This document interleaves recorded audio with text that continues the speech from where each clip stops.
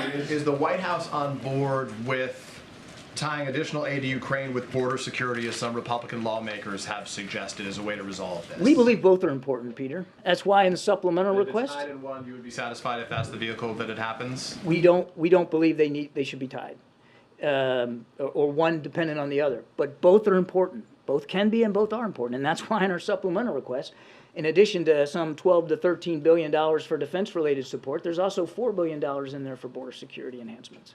Can I ask a quick follow-up on that? You say that you're confident that this is going to happen, that the Congress will provide the sufficient funds so that there is no lapse. My first thought is, how long can we afford for there to be a lapse if there is one? Is a day? I get 0 days. So does that mean Ukraine falls if 1 day goes by without U.S. funds? Is Ukraine I wouldn't out? go so far as to say Ukraine falls, So Peter, you but we obviously don't don't want to want see there- any lapse. Any lapse. There shouldn't be any lapse. in Now, this what support. are the leaders with whom the president spoke to today in that conference call? Obviously, you said there's confidence that the Congress will pass this. He's responding to the concerns that other leaders have about whether the U.S. will pass these funds. What is the basis for that confidence, and what do the foreign leaders say about their sense of confidence that the U.S. is going to do the right thing? Well, again, I don't want to speak for all these foreign leaders, but I can tell you that the president, yeah. well, Right. the president asked for the call.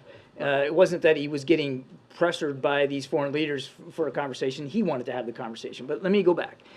I won't speak for them, but I can tell you that that on the call, none of the foreign leaders expressed concerns about continued U.S. support.